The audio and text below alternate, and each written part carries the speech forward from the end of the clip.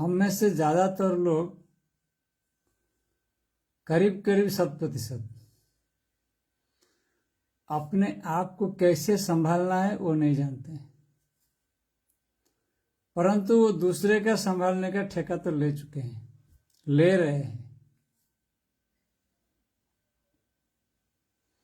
इसका क्या मतलब है, अपने आप को कैसे संभालें? अब सभी सोचेंगे कि हम तो सब कुछ कर रहे हैं, अपने आप को संभाल रखे हैं। ऐसे संभालना नहीं होता है। मन में हजार कंफ्यूजन है, हजार द्वंद्व है, डिप्रेशन है, वायलेंस है, डिसअपॉइंटमेंट है, सारा विषाद मन में भरा हुआ है, अवसाद भरा हुआ है, और हम सोच रहे हैं कि हम जो है अपने आप को संभाल लें। क्या इसको संभालना बोलते हैं?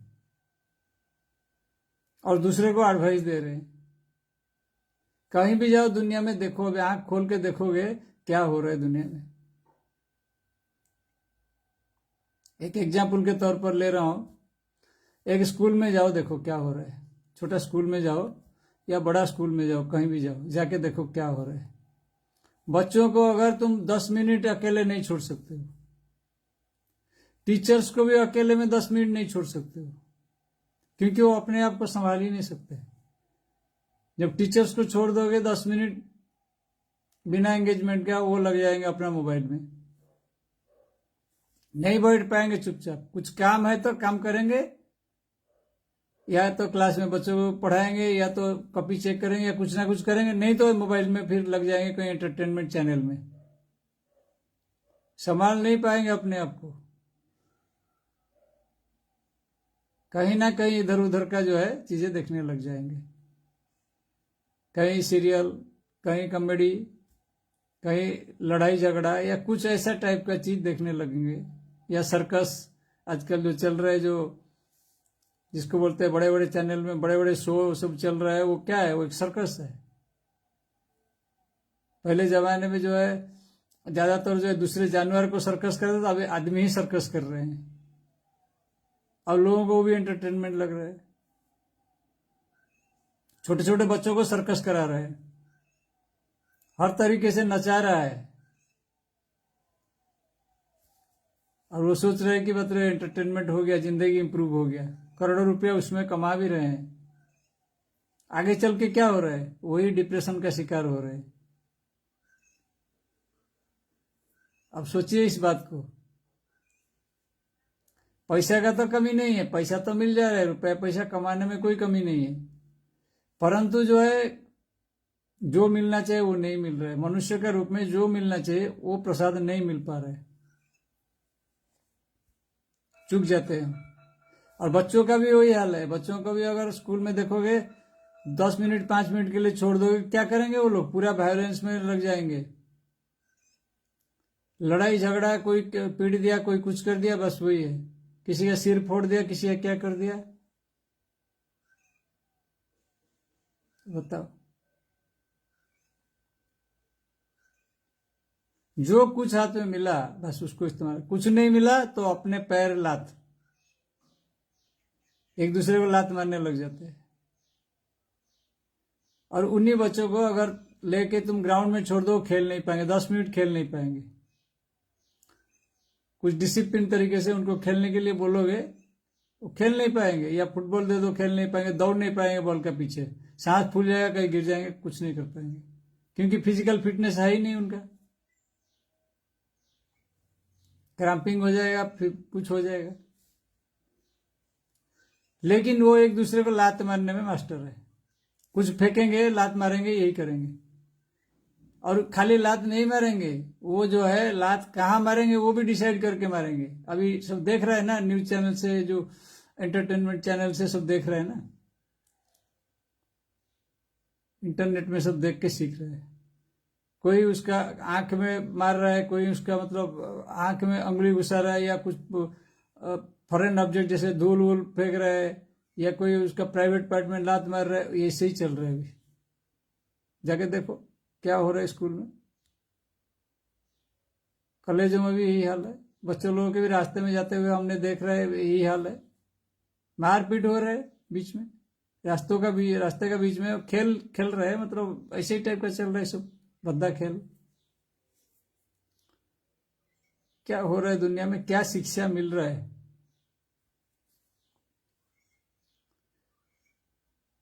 जब कोई 10 मिनट 20 मिनट अकेला नहीं बैठ सकता शांति से, मुक्ति से, इसी को बोलते हैं मुक्ति। मुक्त होके बैठेगा, यानी कोई ना फ्यूचर का चिंता रहेगा, ना अतीत का कोई स्वप्न आएगा मन में। फ्यूचर का चिंता मतलब वो भी स्वप्न है, अतीत का मतलब वो भी स्वप्न है। ये दोनों स्वप्न से बाहर होके शांत होके बैठेगा अभी, क्योंकि जो भी स्वप्न आएगा पीछे का नहीं तो आगे का ही आएगा। अब वर्तमान का तो कोई स्वप्न होता ही नहीं है। जो वर्तमान में होता है उसका कोई स्वप्न नहीं होता है, वर्तमान में तो खुद होता है, स्वप्न कहाँ होगा? कुछ होगा करके सोचेगा, कुछ करेगा करके सोचेगा, कुछ पाएगा करके सोचेगा, तभी तो होगा, तभी तो वो स्वप्न है, तभी तो उसी में जिएगा वो। नहीं तो जी नहीं पाएगा वर्तमान में। वर्तमान में जीने से कोई आएगा ही नहीं थॉट। क्या थॉट आएगा वर्तमान में? वर्तमान तो जो है वो है, उसको स्वीकार करना पड़ेगा। जो कुछ भी है उसको स्वीकार कर लेना वर्तमान है। अतीत में जो आया था गया गया, बस उसको खत्म, उसका कहानी। भविष्य में जो आएगा आएगा, वो देखा जाएगा। अब तो कुछ नहीं, अभी जो कुछ है उसी के साथ में बैठे हुए, आराम से बैठे हुए, ना भूख ना प्यास ना नींद ना कुछ एंटरटेनमेंट ना कुछ अलग, आराम से बैठे हुए। यही है अपने आप को संभालने का मेथड, यही है ज्ञान योग। ज्ञान योग यही है, किताब पढ़ना ज्ञान योग नहीं है। किताब पढ़ लेना ज्ञान योग नहीं है, बता रहा हूं आपको। या कहीं से कोई लिख दिया बहुत अच्छा, उसको ले आया पढ़ लिया, लोग आजकल प्रचार कर रहे हैं, मेरा देखो मैं तो बहुत अच्छा अच्छा चीज लिख रहा हूं, इसी को देखो, इसमें सब हो जाएगा तुम्हारा, मेरे को फॉलो करो। बड़े बड़े लोग अभी बोल रहे हैं, हाँ हमारे साथ में जुड़ जाओ, हमारा जो है पूरा लिखा अच्छा है, हमारा प्रोग्राम अच्छा है, सब कुछ हम बना के रखे हैं। वो लोग बना के भी रखे हैं पूरा, बस सिंथेसाइज करके रखे हैं, उसको परोसने के लिए पूरा बढ़िया बना के रख दिए हैं। लेकिन है क्या चीज उसमें? कुछ नया नहीं है। वही चीज को इधर उधर घुमा फिरा के पेश करते हैं, कुछ नया है ही नहीं। और लोगों को लगता है कुछ नया है, भागते हैं उसके पीछे। एक बोलते हैं ना, old wine in a new bottle. Old wine को अगर नया बोतल में पैक कर दिया जाए, लोग नया सोच के भागते हैं उसके पीछे। वही हो रहा है अभी। बड़े बड़े आध्यात्मिक गुरु भी यही कर रहे हैं, उनका नाम मतलब उनका फॉलोअर करोड़ों में है, यही कर रहे हैं वो लोग। मैं देख के हैरान हो रहा हूं। और उनका आप मतलब ऐसे नहीं देख सकते आप, देखने के लिए ना वो बोले नहीं हमको ये करो, हमारा इसमें जुड़ो, हमारा इसमें फाइल भरो, इसमें फॉर्म भरो, तब जाके इसमें हो गए, इसमें इतना डोनेट करो, तब जाके आप देखोगे, तब ज्ञान मिलेगा आपको। बना के रखे हैं सब मेथड। नहीं तो इतना फीस भरो, ऑनलाइन भी कोर्स करो, इधर नहीं तो आओ कोर्स करने के लिए, बस यही है। सारा चीज खेल बना के रख दिए।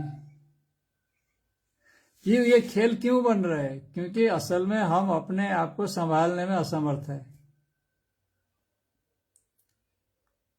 इसलिए बोला जाता है चुपचाप जाके घर में भी बंद करके एक कमरे में बैठ जाओ, एक कमरा बंद करो, आराम से विंडो फिंडो खोलो, डोर बंद करो, आराम से बैठो, कोई नहीं होना चाहिए, वह डिस्टर्ब नहीं करना चाहिए।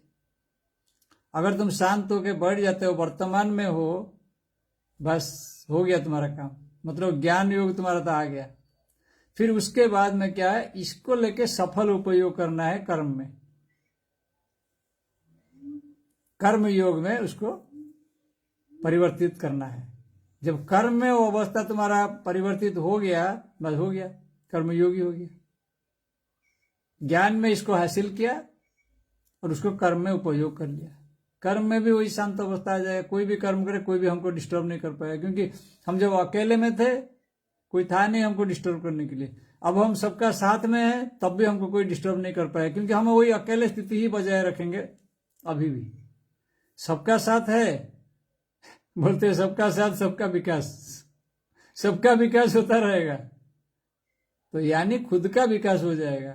सबका विकास तो कर पाओगे नहीं कर पाओगे अलग बात है, खुद का विकास पहले करना चाहिए।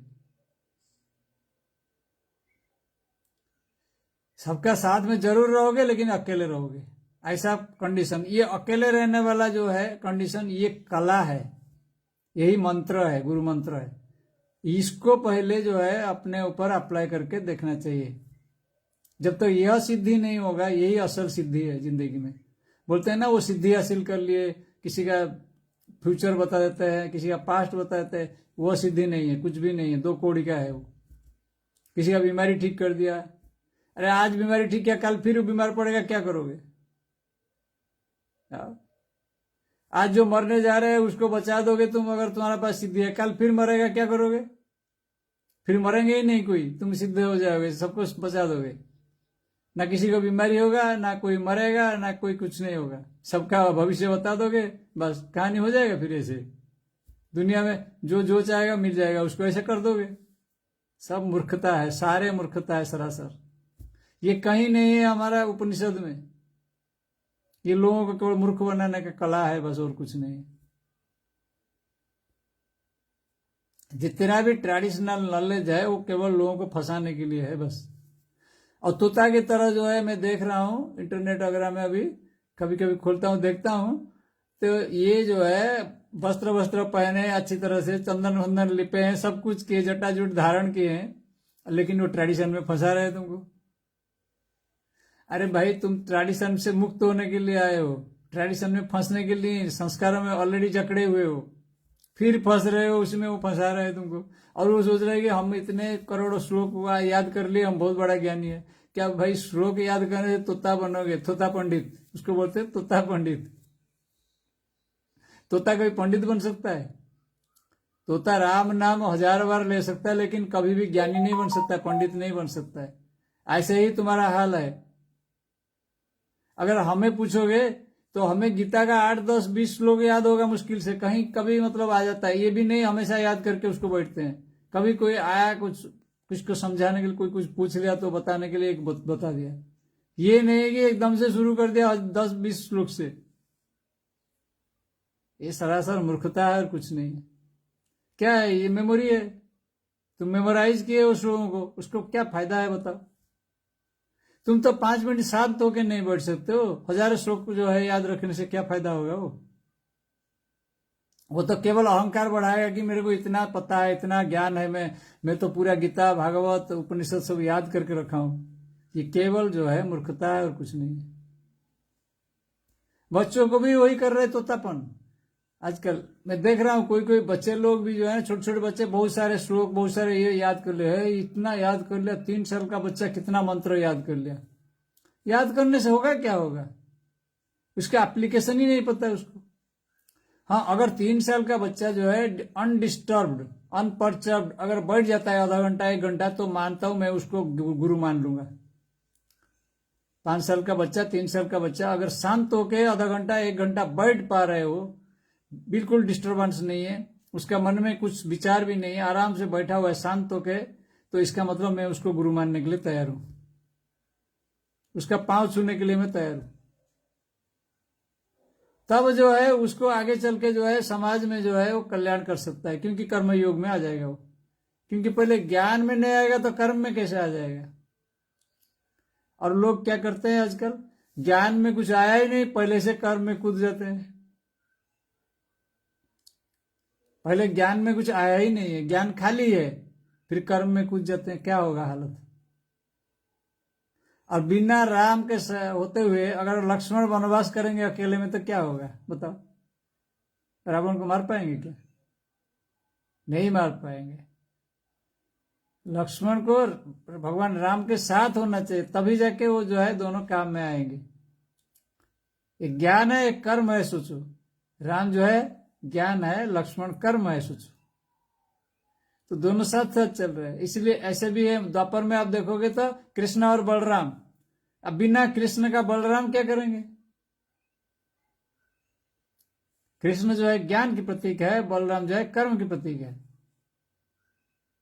तो बलराम कभी कभी मिसिंग हो जाते थे, लेकिन कृष्ण तो हमेशा है, सामने है या पीछे से कुछ ना कुछ धर्म को रक्षा के लिए वो हमेशा है अवेलेबल। कहीं अगर पीछे भी है, पीछे भी होते हुए भी वो आगे मतलब सामने भी काम कर रहे हैं। जो घटना घट रहे हैं उनके नजरों के सामने ही सब कुछ हो रहा है।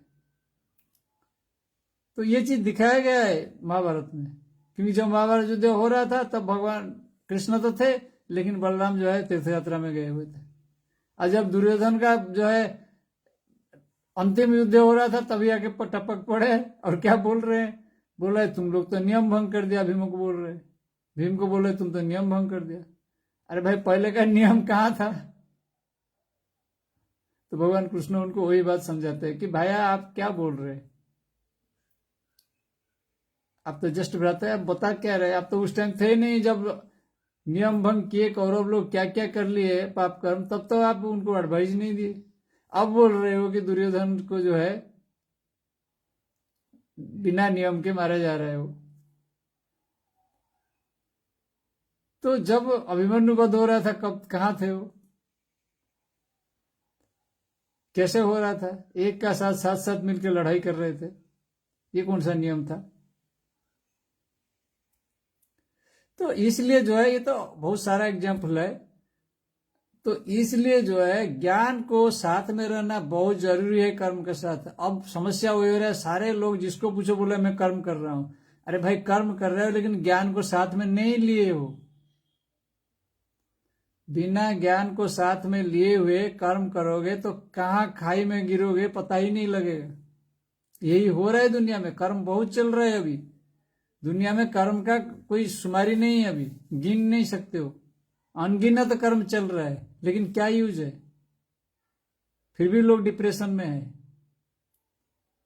वायलेंस में है। वायलेंस क्यों चल रहा है? फिर इतना कर्म हो रहा है दुनिया में तो वायलेंस क्यों हो रहा है? क्योंकि ज्ञान नहीं है, अज्ञान है। अज्ञान में कर्म चल रहा है। पहले ज्ञान को हासिल करो, इसलिए छोटे बच्चे को भी ज्ञान को दिया जाता है, स्कूल कॉलेज में भेजा जाता है क्योंकि ज्ञान हासिल करे। लेकिन ये क्या ज्ञान है? पहले इसीलिए हमारा जो था ब्रह्मचर्य सबसे पहले ज्ञान था। ब्रह्मचर्य का मतलब क्या है? ब्रह्मचर्य, ब्रह्म में चर्या करना है, मतलब विचरण करना है ब्रह्म में। अब ब्रह्म में विचरण करने का मतलब वही है, शांत होके मौन होके आराम से बैठ जाओ। जब अंदर जो है शांत अवस्था हो गया, कोई विचार नहीं, निर्विचार अवस्था आ गया, वितर्क नहीं है, तर्क नहीं है, कुछ नहीं है अंदर, तो इसका मतलब तुम जो है ब्रह्म में उतर गया। उसी को ब्रह्मचर्य बोलते हैं। ब्रह्मचर्य का मतलब नहीं कि केवल जो है वीर्य का स्खलन नहीं होना ब्रह्मचर्य नहीं है। वो तो एक फिजिकल मेंटेन करने के लिए, एक फिजिकल लेवल मेंटेन करने के लिए वो इंस्ट्रक्शन दिया गया है, ताकि जो तुम अवसाद में नहीं पड़ोगे, नींद में नहीं आओगे, आलस्य में नहीं आओगे, कि उसका ज्यादा क्षय हो जाएगा, तुम आलस्य में आ जाओगे। इसलिए आलस्य से बचाने के लिए आलस्य से तुमको बोला है वीर्य स्खलन नहीं करना है। परंतु असल चीज क्या है? ब्रह्म। ब्रह्म केवल वो नहीं है, वो तो ऐसे तो अन्न को भी ब्रह्म बोला गया है, सबको ब्रह्म बोला गया है, जल को भी ब्रह्म बोला गया है, वृक्ष को भी ब्रह्म बोला गया है, सूर्य को भी ब्रह्म, सबको तो ब्रह्म बोला गया है। ब्रह्ममय जगत है, खाली वीर्यना थोड़ी ब्रह्म है। हाँ वो प्योर चीज है, अन्न का जो प्योर चीज है वो, परंतु उसका इस्तेमाल जैसा होना चाहिए प्रॉपर, ठीक है।